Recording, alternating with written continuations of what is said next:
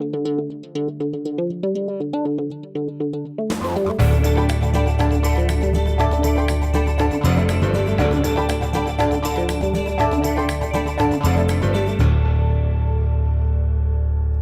provided by Walters, Papillon, Thomas Cullins, LLC, specializing in business litigation and personal injury cases for over 40 years. Today we are going to have an interactive speech. It's not going to be me talking to you, we're going to be talking together, okay? So if I ask a question, I need you to answer the question, all right? So common sense isn't common anymore. Let's talk about that. I hear this all the time when people ask me, well, isn't that just common sense?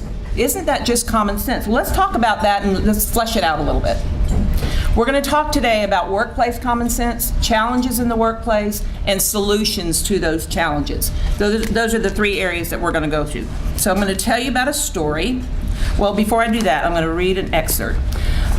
What we're going to be talking about today, this woman that wrote this book called Suffering in the Heart of God captured it beautifully. She's a psychologist, and she was actually teaching young new students of psychology how to really understand the nature and behavior of their patients. And one of the struggles that she was having was that these psychology students were taking statements at face value. So if somebody said, well, I've been free from alcohol for a long time, they assumed that they had been free from alcohol now for years, where for them it had only been 3 days. So she was trying to teach these psychology students how to really engage with their clients so they would know what exactly they mean. So let me read this excerpt because I'm going to set that up for you.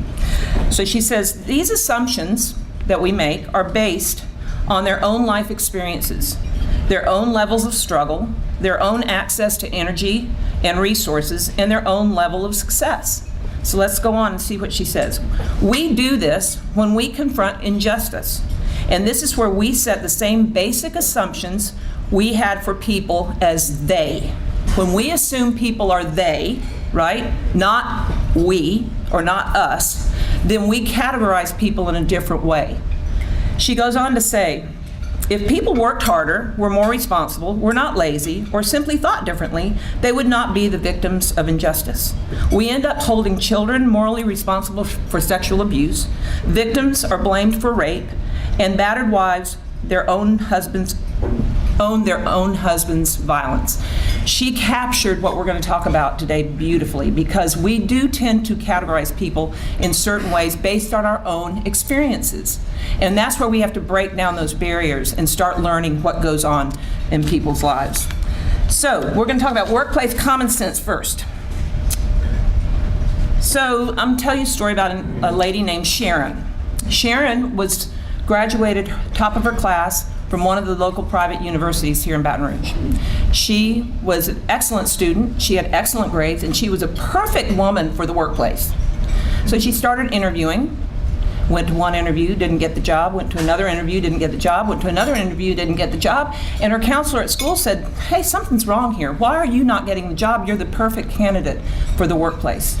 So she said, can I call your supervisors or the people that you interviewed with to find out why you didn't get the job? And so she said, sure, be glad to. So she called and she started calling and calling and calling, and she found out that Sharon wore slippers on her interview. Why did Sharon wear slippers on her interview? Why, Donna? She either didn't have shoes or she didn't know any better because she hadn't learned. So therefore, we cannot automatically assume because somebody wears slippers on the interview that they do have shoes or they don't have shoes or that they know better, right? That's a learned behavior. We're going to talk about learned behaviors a little bit. Let's see. So when I say that about, isn't this just common sense? Isn't that something you might have responded when you saw that she had slippers on at the interview? Well, isn't it just common sense that she should know she shouldn't wear slippers on the interview? So I'm on this kick about having this No Common Sense campaign, and I was able to do this today, so thank you for letting me do that. Last year we had Dima Gawi here to speak about millennials. Do y'all remember that? And she talked about the differences between millennials and baby boomers. She really used that example. And the differences in the behaviors at the workplace. And my son Trey, who's my youngest, fourth right here, is laughing about this because he's in one of those categories. But just the differences between millennials and baby boomers in terms of their work-life balance. Baby boomers tend to be workaholics. You know, millennials realize it's a little bit more important time to be with their families, but there's a balance there as well. We're going to talk about a similar difference, but we're not going to talk about millennials and baby boomers. We're going to talk about the learned behaviors of socioeconomic class, because the same thing applies. It's just a different category of work. So, challenges in the workplace. We're going to talk about workforce retention versus turnover. In 1999, a man named Fred Keller, who is in Grand Rapids, Michigan, he's the founder and CEO of Cascade Engineering. Cascade is a company that makes plastics molding things like your waste management trash cans and those kinds of things, or chairs that are plastic molds like some that you see in the airport and whatnot. At that time, they were about a $345 million company, 1,000 employees roughly, and they had a 37% retention rate. Okay, business guys in here, business gals in here, what does that do to your bottom line? It's terrible. The general understanding about how much turnover costs for one person who is the base level is $3,000. $3,000. For somebody that is an executive level, it goes on upwards of a quarter to half of their pay. So turnover is a very big expense. In fact, in Grand Rapids, Michigan, Butterball Farms was at a point where they were at cash. They had 6 weeks of cash left before they had to close their doors because of turnover. And this story keeps on going.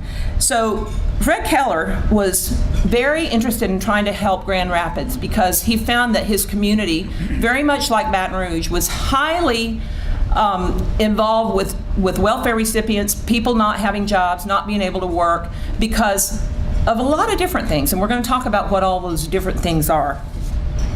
So we're going to move on to learned behaviors. Let me see if I've got my click yet. Y'all are going to have to bear with. Oh no, that was too soon. No, nobody saw that. Woo! Okay, so let me give you examples of groups of people, okay? So these are just some examples, and we can go on all day long about groups of people. So the culture in which you were raised could be where you learned some behaviors.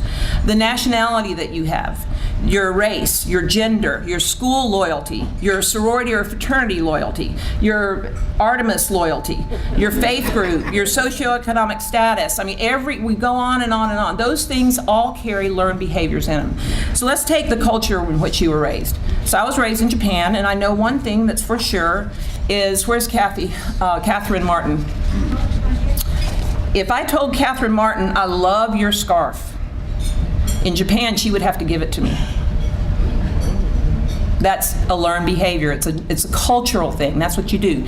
My husband and one of my colleagues got to go to Belize for a mission trip, and when they finished building the dentist's office in Belize, my colleague Richard did this. Well, in Belize, this means this. So just another example of a learned behavior. So you just have to you have to know what your culture is, right? Okay, let's talk about school loyalty. How many LSU fans are in here? Okay, all right, okay. So what happens when you see this? Woo! So if an Alabama fan enters campus, what happens at LSU? Tiger bait, tiger bait. Just another example of learned behaviors. Okay, so let's go into, let's see, back up. I'm not there yet. Okay, socioeconomic status. So we're going to talk about learned behaviors of socioeconomic status, because that's what the whole thing of people raised in generational poverty have, is their learned behaviors of their socioeconomic status and how that affects their ability to be able to navigate in our middle class world, because we do live in a middle class rural society. That's how we operate in the United States. So let's talk about prime motivation. What do you think prime motivation is? Anybody? What drives you? What drives you? What gets you up in the morning? What causes you to get out of bed? So what is prime motivation for? We're going to talk about generational poverty and middle class, okay? So what is the prime motivation for people in middle class? What do you think? Work and achievement, right? I want to get my retirement, so I want to go travel when I grow up, right? But what do you think the prime motivation is for people that have been raised in generational poverty? Survival. And one more, relationships. Why do you think relationships are so important? It's survival, but it also provides what? Support. Well, so we had a client that literally said this in one of our classes. You have AAA, I have Uncle Ray. Because she was showing that that's who I call on when my car breaks down. That is how they survive, is through relationships. Let's talk about time. Time is an incredible learned behavior. So if time for the middle class is what? Future-oriented, right? Time for people in generational poverty is now, right now. So let me ask you, are you a now thinker? Let me tell you a story about a now thinker.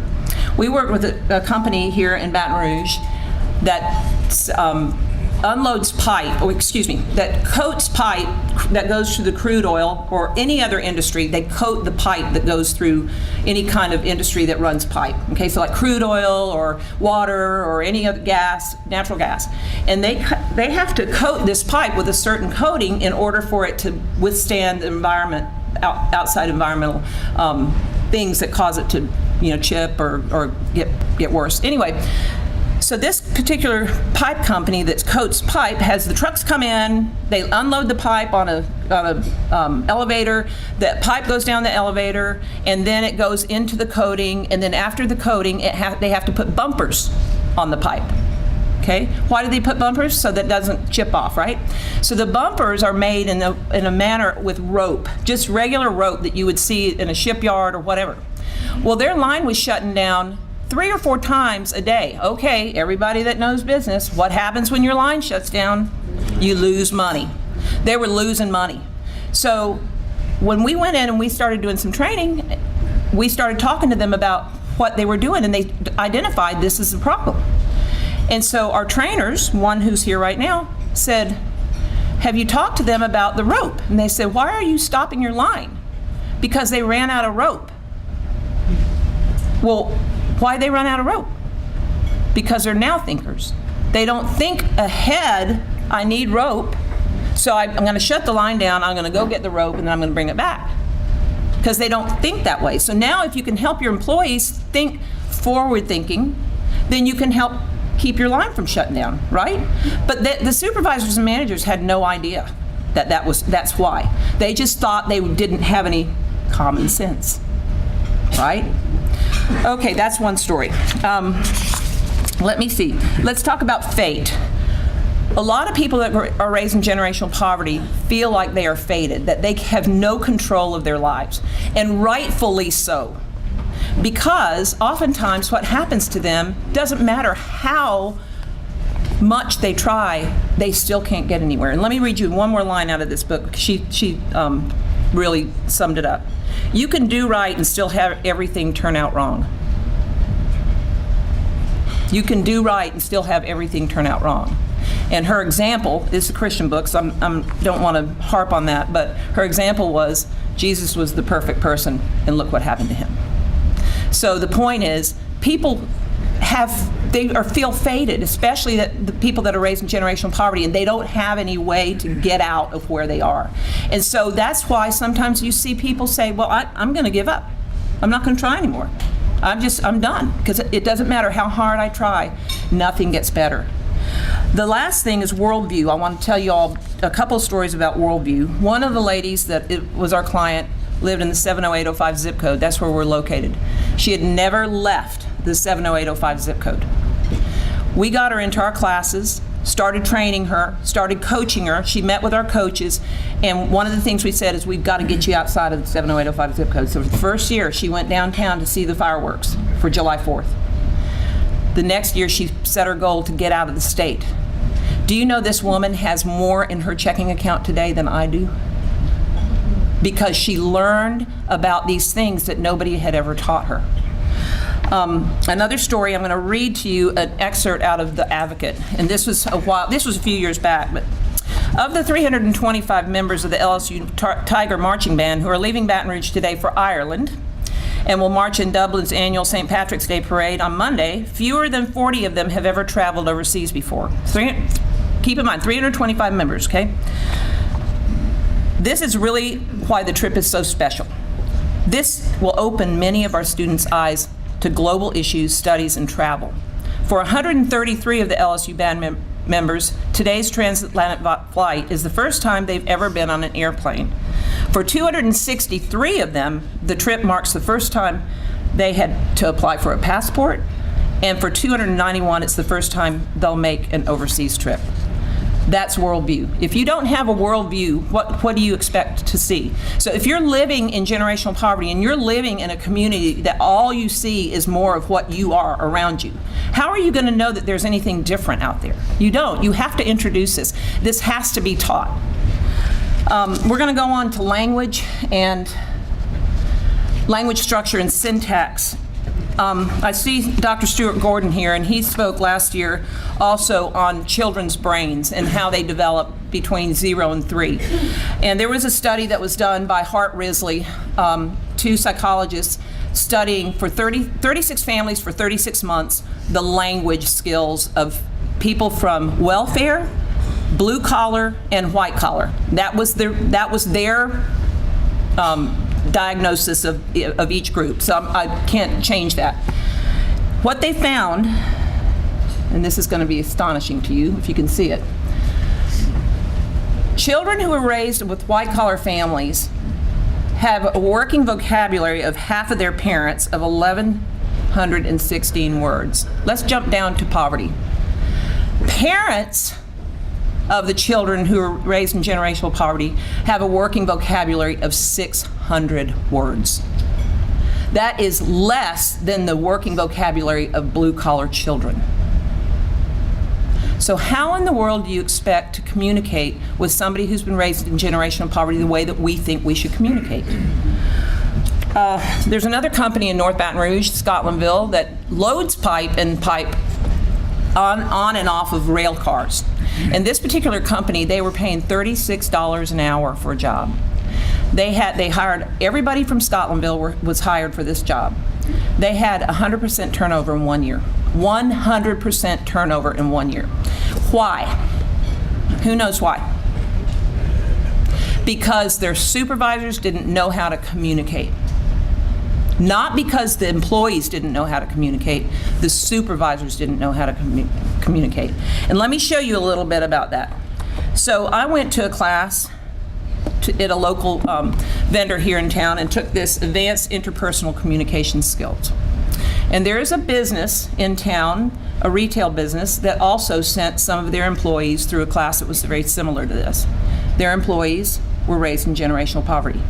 If I open this book, and I start reading the book, and I start reading the words, let's see, we're going to talk about a consenter, and an avoider, and a controller, and an aggressive. How are you going to understand that if you have a working vocabulary of 600 words? You don't. And so going to a class like this for somebody who's been raised in generational poverty is fruitless. However, we have developed a very similar curriculum that's written at a 3rd grade language level so that most, if not all, of our clients can understand what we're communicating to them. And it has been so successful that we used it on Cristo Rey High School students last year, freshmen, sophomore, juniors, thanks to Sherry McDaniel and a Rotary grant that we got. And we were able to teach these kids this curriculum so that they could learn how to work in the workplace. We also just received notice that we got the $5,000 from the Rotary Club of Baton Rouge grant for this coming year for freshmen at Cristo Rey. And we've been using this curriculum now for quite some time. And it's a curriculum that also, not only does it help our clients, but it's also a revenue base for us. So as a nonprofit, we're always looking for ways that we can raise money in other non-traditional ways. So curriculum is a way that we can do that because we can sell this. And by selling it, we generate profit, which goes back into our programs for our nonprofit.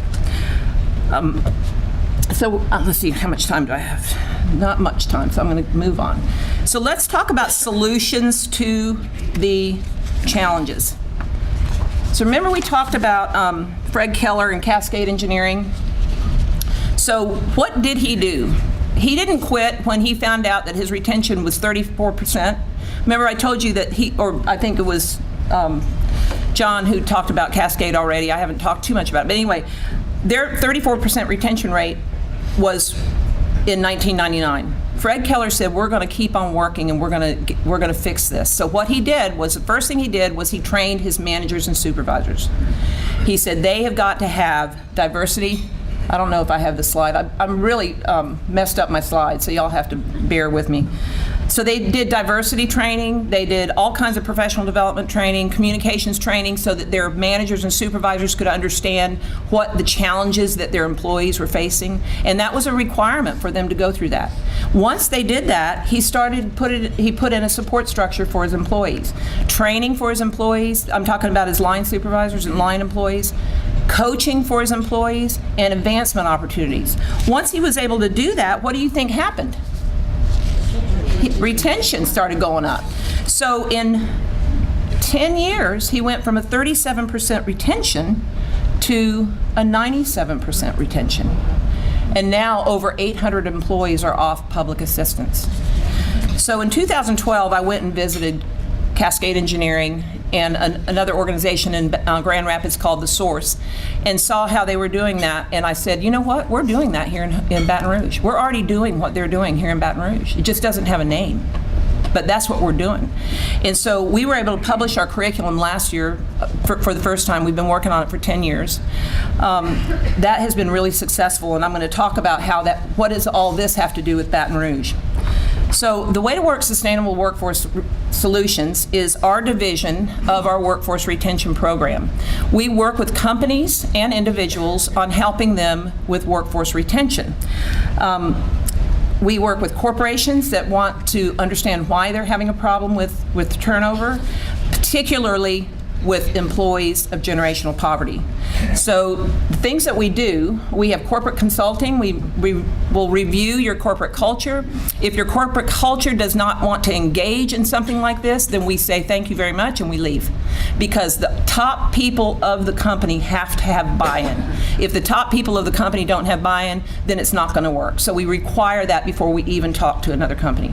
Then we interview employees and conduct surveys, and then we provide the results and recommendations to the company on what you need to do. Breck is actually one of our clients, and we did this whole process. We took all of their executives, their department heads, we took them through the training, then we did the surveys, we looked at all of their what the issues were that came back on their surveys, and now we're training their line supervisors and their line folks for a second year. We've got a second contract, and it's been a successful thing for them in increasing their retention. I can't give you the numbers. We've only done this for 2 years, but it's been very, very successful.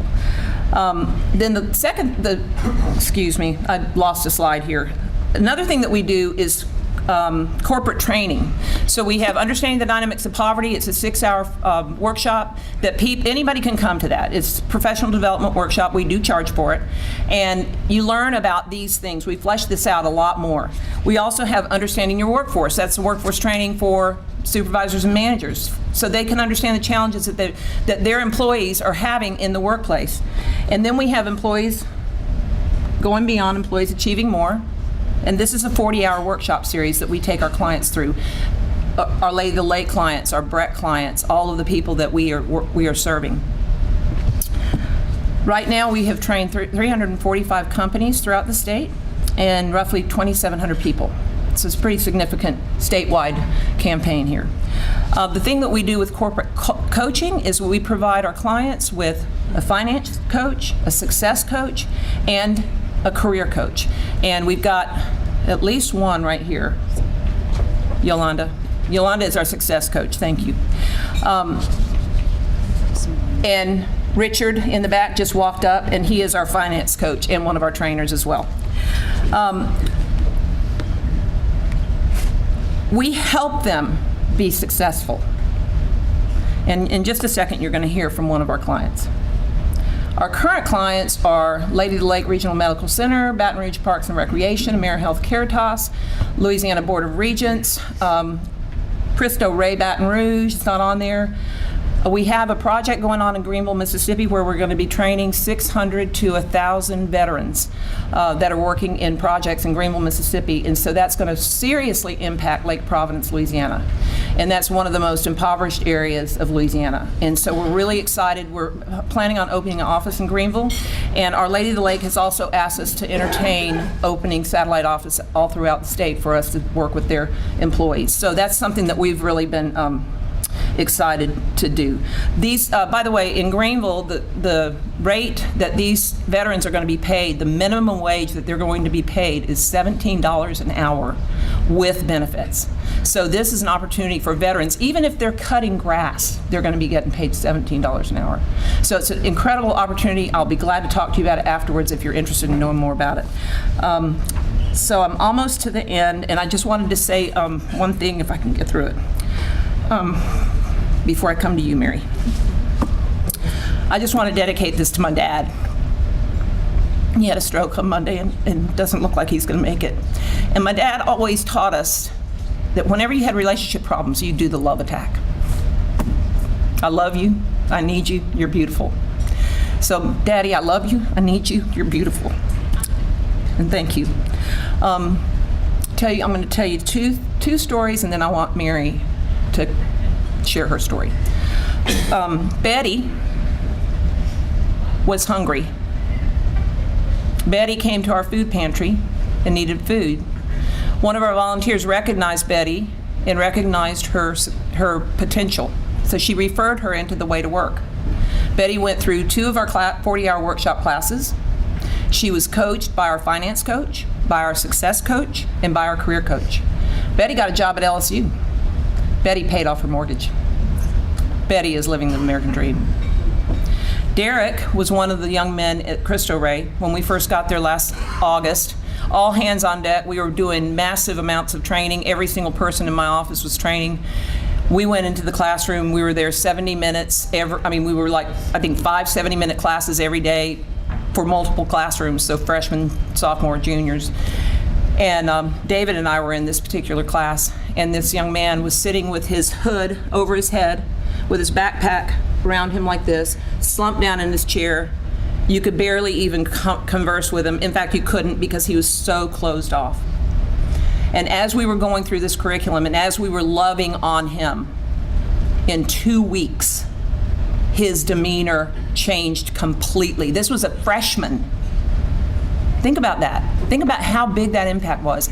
And it got to the point where when David was going to Cristo Rey every day for training, he would come up to him and say, Mr. Tidwell, let me shake your hand. Can you be my teacher today? Can you be my teacher today? It changes lives. And we can change the poverty view of our nation, our city, our community by doing it the right way. We don't have to do it the same way we've been doing it over and over again. And we can do it. We can fix this. Mary.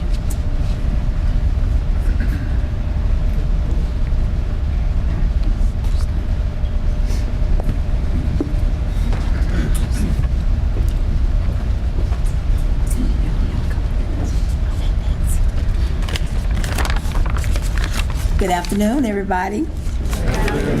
My name is Mary Jones, and I have been a certified nursing assistant at Our Lady of the Lake since 2011. Before joining this amazing team for 10 years, I owned and managed a child care services out of my home. After a series of events, including divorce, I had difficult making ends meet and found myself living in my home without lights and water. And I'm bouncing between my children's home. Excuse me, y'all. This is kind of emotional. We don't have a whole lot of time. Okay.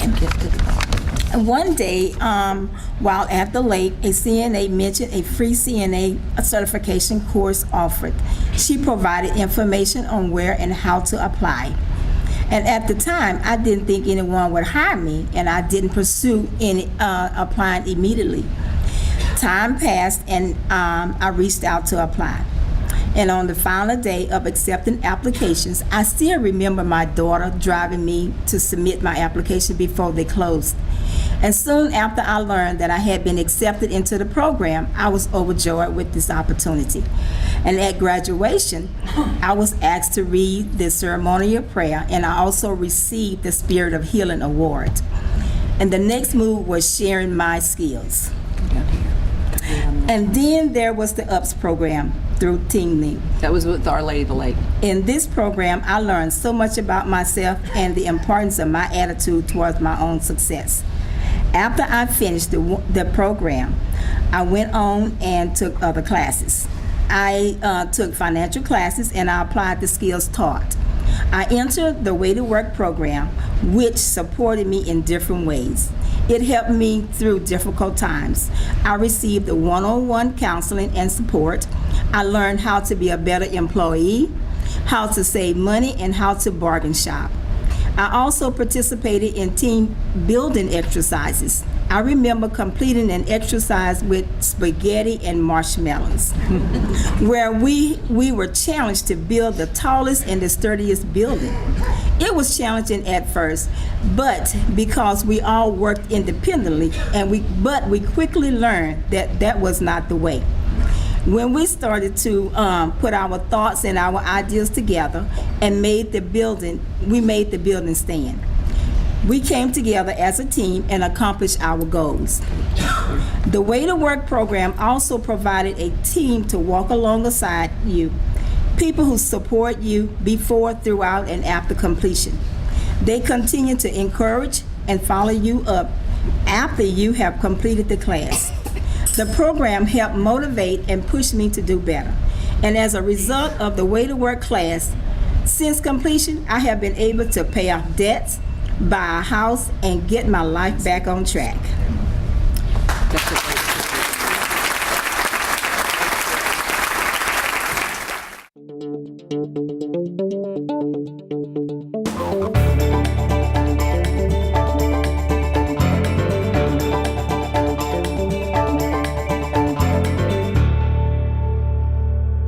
Support provided by Walters, Papillon, Thomas Collins, LLC, specializing in business litigation and personal injury cases for over 40 years.